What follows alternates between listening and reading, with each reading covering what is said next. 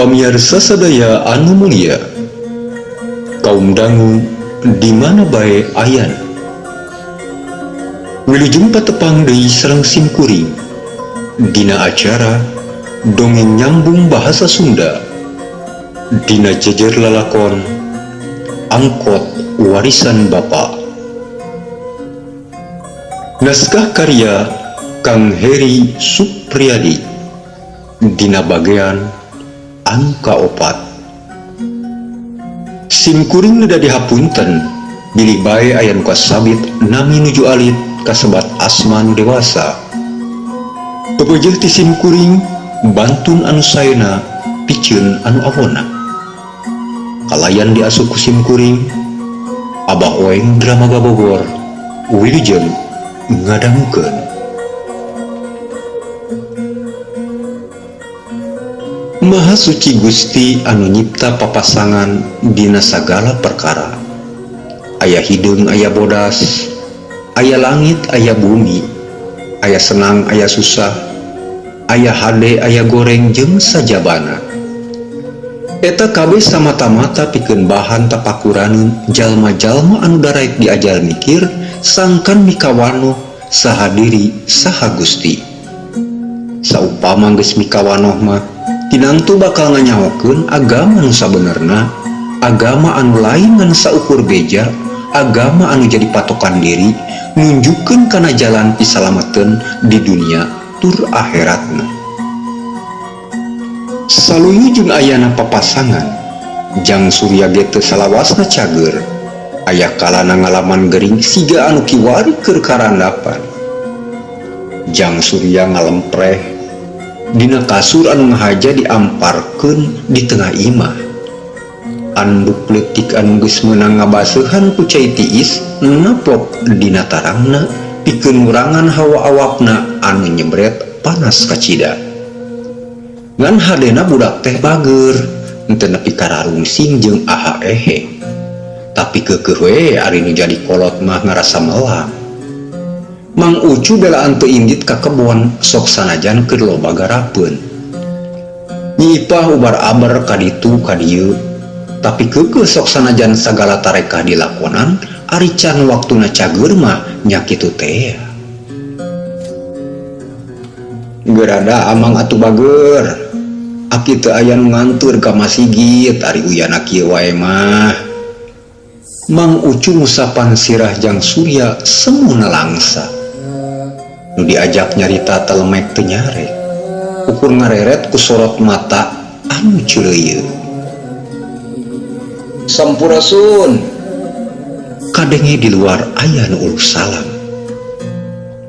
Rampes. Saha nyi? Ik tempo gerak. Mang Ucu ngareret ka Nyi Ipah anu harita keur nilepan pakean. Nyi Ipah ukur ngangkat tak-tak na tanda teu nyaho, sok sanajan ari kana sorana mah geus asa pernah ngadenge. Koloyor Nyi Ipah ngadeuketan panto. Brai, panto dibuka.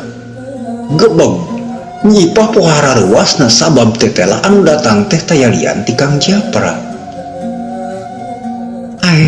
Geuning Kang Ustad, aya kapriyogian naon ngarsakeun durumpaheun ka dieu? Nyi Ipah semu keruh. Tong nyebat Ustad atuh Nyi. Abdi mah ngangodang dosan kieu teh supados teu kawis teu katawis teuing we baraga julna. Atuh abdi ka dieu ngahaja silaturahmi. Tembal Kang Japra kalayan handap asor. Mangga atuh kalebet. Nyi Ipah buru-buru ngageblangkeun panto. Sanggeus sasalaman ka Nyi Ipah, Kang Japra ngoloyor nuturkeun Nyi Ipah ka tengah imah. Saha teh ya ieu teh nya? Mang Ucu kurang kerung satengah hing narima dampal leungeun Kang Japra anu nyolongkrong ngajak sasalaman. Nami abdi mah Japra mang. Mak, kawi ti lembur cing kedepul. Lengkap ka dieu teh seja silaturahmi we sareng nyandak maksad anu tangtos. Tembal Kang Japra kitu teh ari mata mah geus rada beueus nempo Jang Surya anu ngalalemprek teu walakaya. Ge asara ruas jeung siga anu nalang saki itu geuning. Mang Ucu nelak-nelak paroman Kang Japra.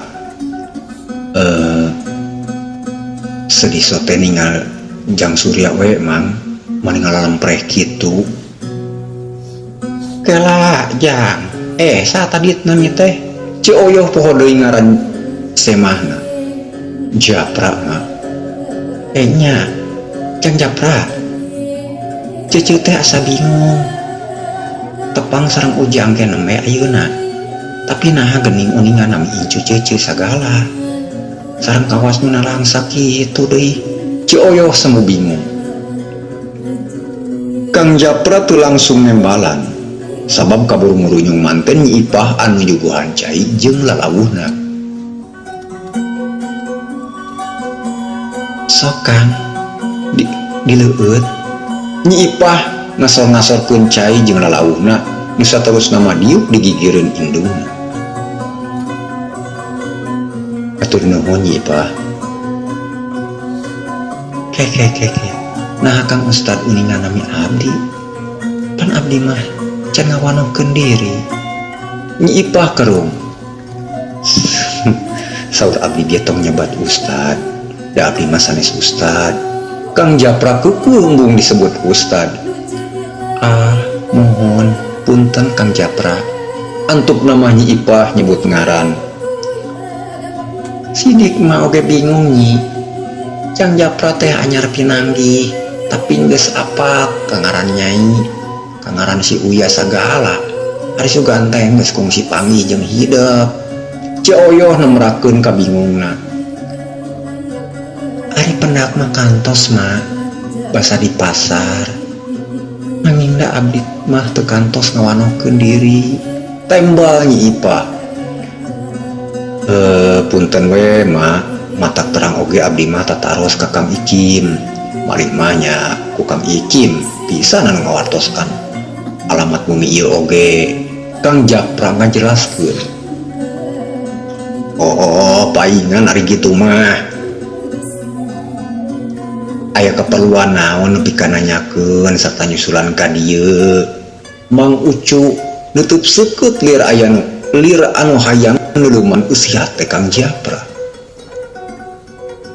Kieu mah Mang oge Nyi Ipah. Abdi teh asanya pisan ka Jang Surya teh. Abdi ge terang yen Jang Surya teh tos ditinggal maot ku nu janten ramana. Kumargi kitu upami Nyi Ipah kersa sareng teu acan kagungan calon picarogeun. Kinten-kinteuna emak kalih mama ngawidian teu saumpamina abdi janten caroge Nyi Ipah anu tantosna oge sekaligus janten gegantos ramana Jang Surya. Kang Japra ngomongna tatag kacida. Pribumi ngagarebeg lain di kieuna. Sabab teu nyangka jalma nu panggihna oge karek harita geus langsung nanyaan Nyi Ipah pikeun jadi pipamajikeunana. Nah ari Kang Japra pan penake neme 2 kali sareng ayeuna. Nyi Ipah beungeutna rada sepak. Nya Ujang, pan rek rarabi teh kudu apal heula pasipatan jeung seluk-beluk picalonana meureun. Jeung ari Jang Japra ayeuna teh keur lelengohan atawa geus boga pamamajikan. Saupama rek ngawayu mah hampura, amang mah moal mikeun. Mang Ucu ngabenerkeun omongan anakna. Ari Cioyoh mah ngan ukur ngabandungan. Da sakur anu aya dina galecok hatena geus kawakilan ku omongan anak jeung salakina. Alhamdulillah danget ieu abdi nuju lelengohan. Pun bojo tos ngantunkeun 3 tahun anu tos kalarung. Perkawis mikawan Nyi Ipah tos cekap kanggo abdi mah. Matak dugi ka abdi dongkap ka dieu oge. Abdi mah tos girig sejenarosan Nyi Ipah. Kitu ge saupamina mamang sareng emang ngawidian. Kang Japra kawas anu geus nyiapkeun jawaban ti anggalna. Sakedapan mah kaayaan jadi simpe. Nyi Ipah ukur silileret jeung 2 kolotna.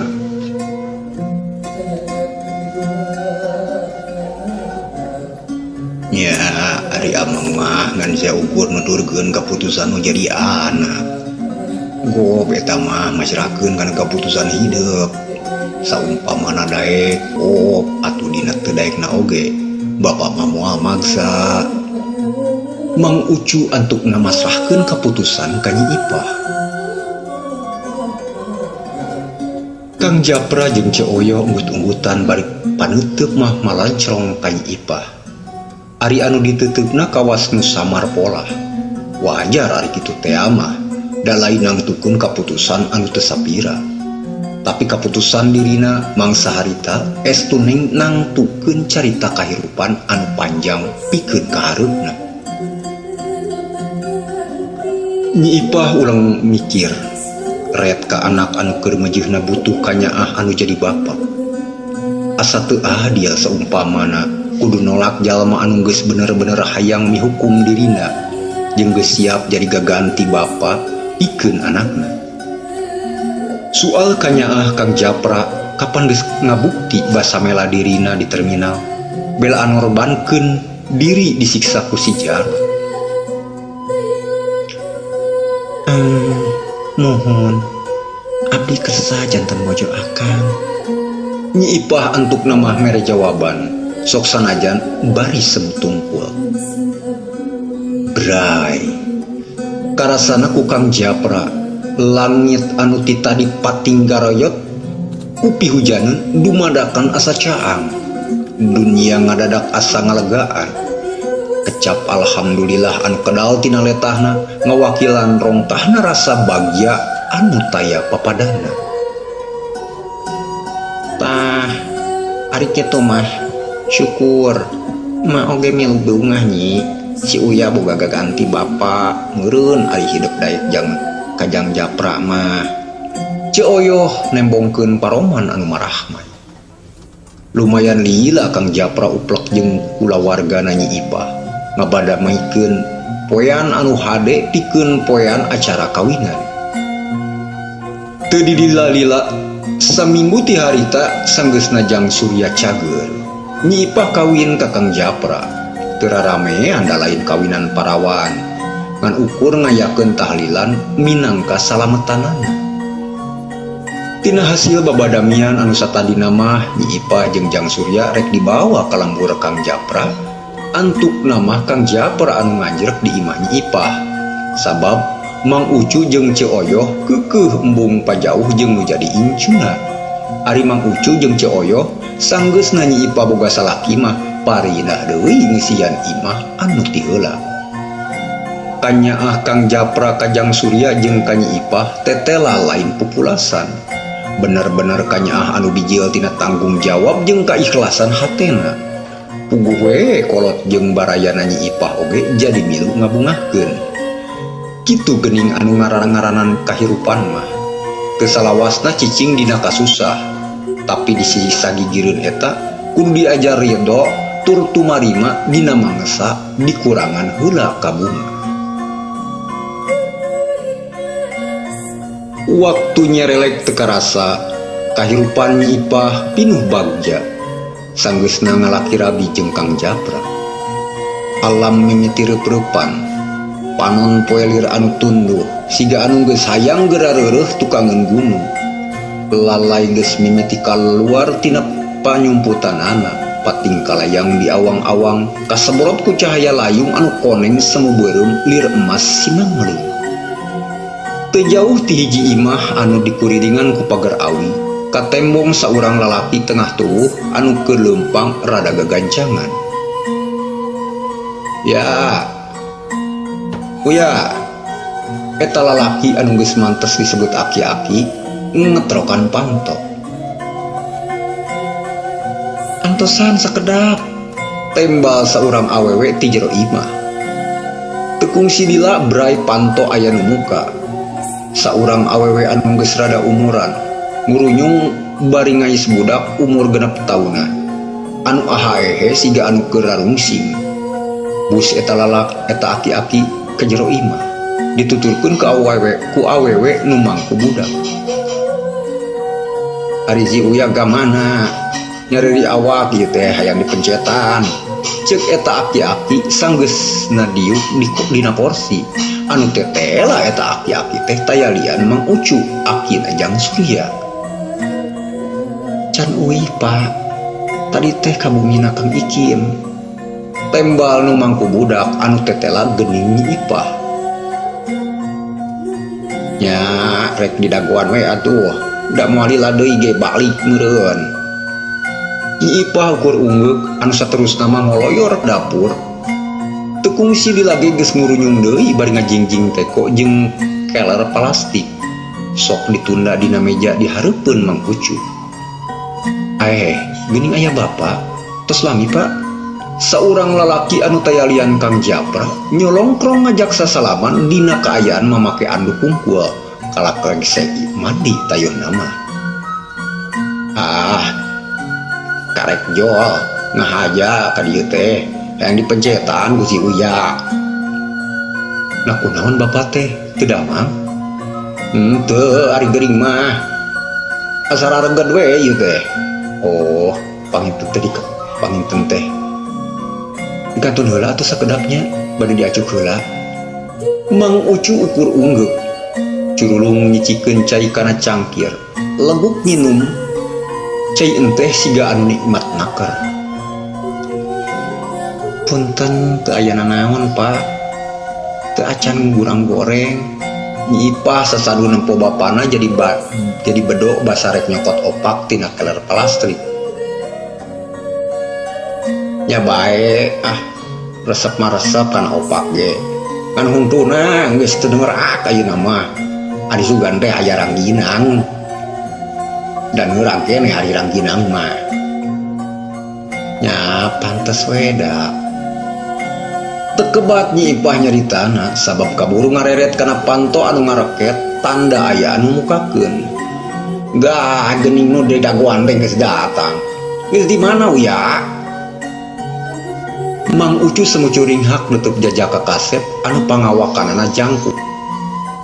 Umuran 20 tahunan anu tetela Jang Surya anu kiwaring geus nincap emas mangsa rumaja. Tos ti bumina Mang Ikim ki tembal Jang Surya singgat. Solongkrong Jang Surya salaman bari nyium leungeun akina. Celengok nyium man pipi Mang Ucu anu geus rada karinyut kaakan umur. Geus biasa ti leuletik kituna teh hari Jang Surya mah da meunang memang kahayangna Mang Ucu. Pajar teh seger tembus kana hate cenah ari dicium ku Jang Surya teh. Lamun teu jape hayang dipangmencetankeun aki mah asa rareged awak ieu teh. Mang Ucu kituna teh dibarengan ku babatek sagala. Oh mohon kewe pamitosna tepan magrib nya Ki pamang sakedak deui ajan. Nya minjem sambi ngaduh moal ka masjid rek di imah we aki mah keur begah. Nya di kamar we atuh na tepanana sinjangna dina lomari Ki. Sangungna ajan magrib Jang Surya mah langsung indit ka masjid. Ari Mang Ucu jeung anak minantuna mah sarolat di imah. Tapi teu lila Jang Surya ka masjidna teh ngan ukur milu barjamaah ngumpul da inget ka akina anu hayangeun dipencetan. Sanepina deui ka imah kasampak akina geus gadapangan di tengah imah ditilaman ku samak pandan. Minyak kletik anu geus dicampuran kayu putih geus diwadahan kana pisin.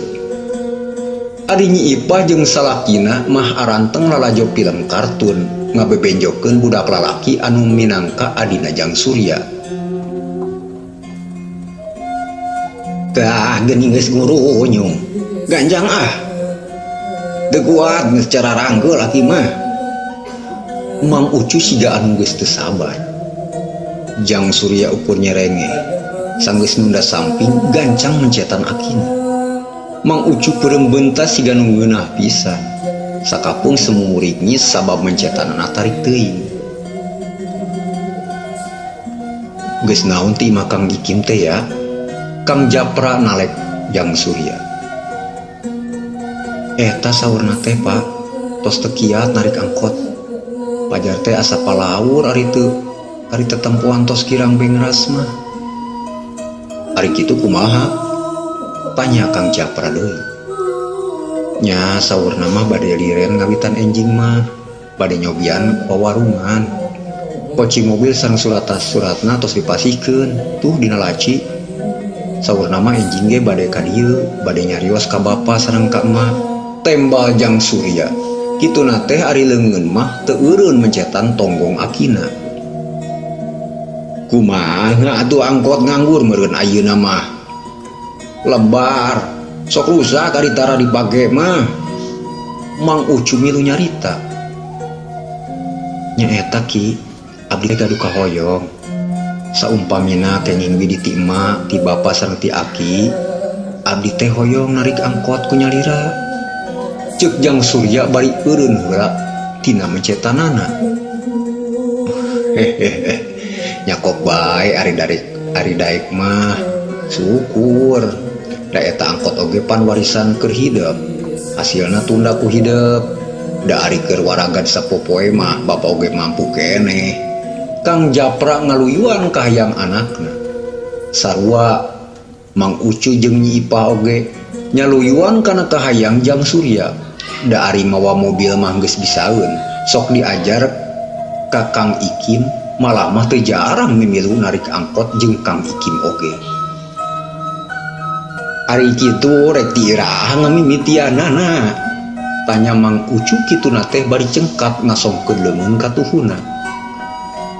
Nya enjing we ki, tembal Jang Surya. Sanggeus rengse mencetan, koloyor Jang Surya ka garasi, rek ngadon ngamandian mobil anu basa sorena teu kaburu dimandian ku Kang Ikim. Tit tit tit klakson angkot disada, lampuna reup berai hurung sorangan. Kawas nu hayang nembongkeun ka bungah. Nyapuguh we Jang Surya oge pohara ngagebeg, matana mencerong nelak-nelak angkot. Tapi teu dijieun pikiran, ceg kana ember anu geus pinuh ku cai. Biur diseblokkeun kana angkot. Anu saterusna dikosokan make sabun colek. Jang Surya ngagebeg deui wae sabab sarengsena dimandian, angkotna gigibrig, kalayan lampuna harurung, kabeh dibarengan ku klaksona anu terus disada. Gandeng atuh uya. Nyok klakson kieu, wayah kieu, kawas budak wae. Nyi Ipah nyeleungkeung ti jero imah. Sanggeus Nyi Ipah nyeleungkeung mah angkot ge teu motah deui. Ari Jang Surya mah bati ngahulang teu ngiceup-ngiceup, neuteub angkotna anu minangka warisan ti jenat bapana. Ari maneh boga nyawa? Jang Surya kituna teh bari mesapan angkotna. Drum, dumadakan mesin angkot hirup sorangan. Lampuna reup brai deui, ngan klakson na mah teu disada. Jang Surya ukur bisa molohok deui, sabab ari ti heula mah da angkotna teh tara kitu, sawajarna we sakumaha anu umumna. Sarengsena ngamandian angkot, Jang Surya ngeloyor deui ka jero imah. Ari manehna naonan uya ngagandengkeun, nyolak sono ya kieu. Mang Ucu kerung neuteuk incuna. Eta ki tadi teh aya kabel nu pegat, nya diomekeun we da penting klakson mah. Jang Surya teu wani jujur, da ceuk pikirna kuriak diseungseurikeun rek balaka oge, moal parecayaeun. Mang Ucu, Nyi Ipah jeung Kang Japra unggut-unggutan ari geus dibere alesan mah. Geus kitu mah Jang Surya ngoloyor ka kamarna, ninggalkeun aki jeung indung bapana anu masih keneh aruplek ngawarangkong di tengah imah.